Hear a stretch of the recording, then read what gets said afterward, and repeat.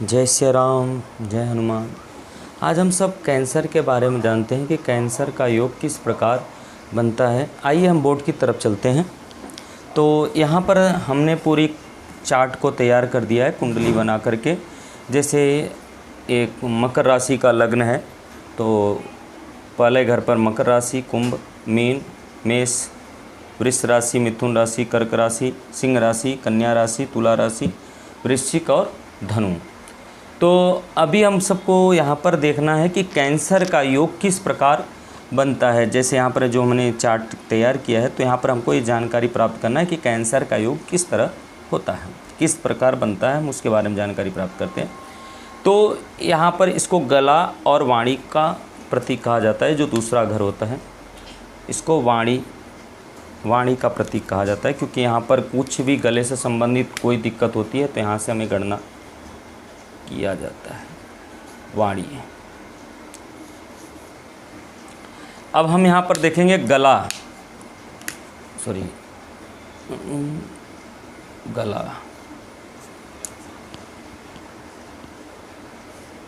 क्योंकि इस व्यक्ति को गले में कैंसर हुआ तो कैसे हुआ हम उसके बारे में जानते हैं।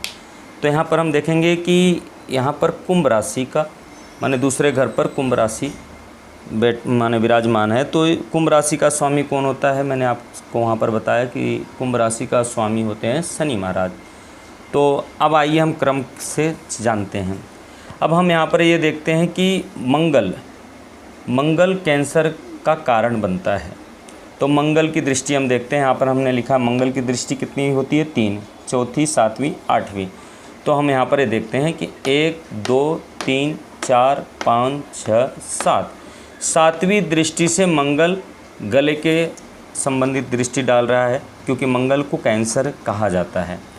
तो मंगल के वजह से कैंसर का शिकायत बनता है। अब हम यहाँ पर देखते हैं मंगल की 7वीं दृष्टि गले पर पड़ रही है और शनि की दृष्टि यहाँ पर देखिएगा 3री, 7वीं, 10वीं। तो तीसरी दृष्टि से अपने स्वयं राशि पर देख रहे हैं, 1, 2, 3। तीसरी दृष्टि से शनि अपने स्वयं राशि पर दृष्टि डाल रहे हैं।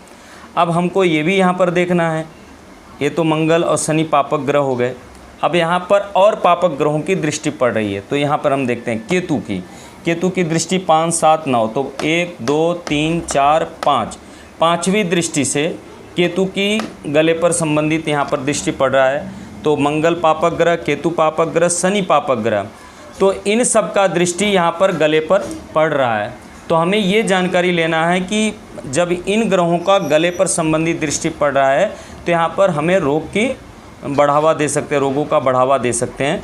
अब हम ये भी देखते हैं कि जब मंगल की 7वीं दृष्टि यहाँ पर गले पर पड़ रही है तो मंगल की राशि जो मेष है, मैंने यहाँ पर बताया है कि वहाँ पर राहु जाकर बैठे हैं।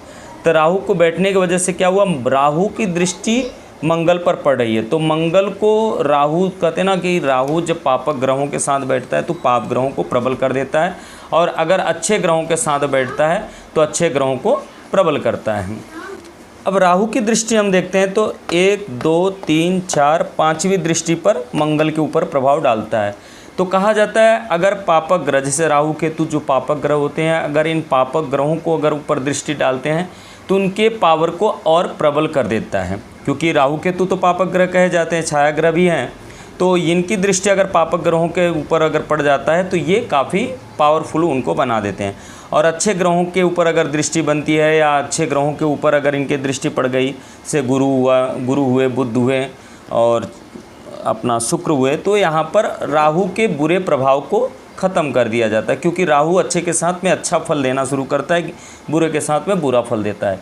तो राहु की दृष्टि मंगल पर पड़ने की वजह से तो मंगल को और पावरफुल बना दिया गया, क्योंकि राहु मेष राशि पर बैठा जो है स्वयं मंगल की राशि पर। तो यहाँ पे सारे पापक ग्रहों की, राहु की, मंगल की, केतु की, शनि की दृष्टि गले पर पड़ी। तो यहाँ पर जाकर के कैंसर का शिकायत बना, क्योंकि मंगल, मैंने आपको बताया अभी कि मंगल कैंसर का प्रतीक कहा जाता है। जो कि अष्टम में अगर मंगल बैठे हों तो यहाँ पर कैंसर का शिकायत कहीं न कहीं रूप से बनाते। तो इनके गले पर दृष्टि पड़ने की वजह से गले में कैंसर हुआ। और दूसरी बात हम यहाँ पे ये भी देखते हैं कि बुध रोग स्थान पर बैठे हैं।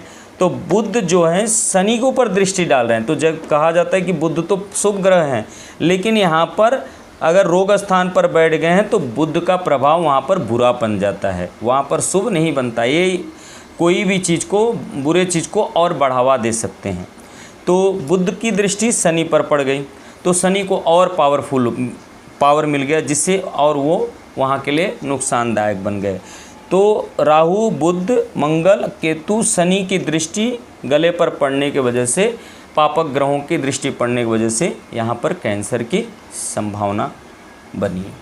तो हमको करना क्या चाहिए?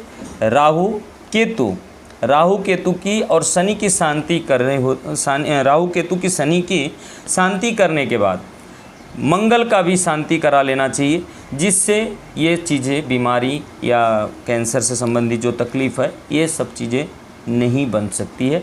अगर बनेगा भी तो नॉर्मल ट्रीटमेंट से सब ठीक हो जाएगा, क्योंकि इनका जो कहा जाता है जहाँ पर तलवार लगना है, अगर हम इनका उपाय या पूजा या जप तप करते हैं तो इनका सुई के मात्र प्रभाव वो पड़ता है। तो राहु, केतु, शनि, मंगल का हमें जप कराना चाहिए, इनकी शांति करानी चाहिए, जिससे हमारे स्वास्थ्य को किसी भी प्रकार की दिक्कत ना हो। तो कैंसर का किस प्रकार योग बनता है मैंने आप सबको बताया। मैं अपनी वाणी को विराम देता हूँ। जय श्री राम, शुभ रात्रि।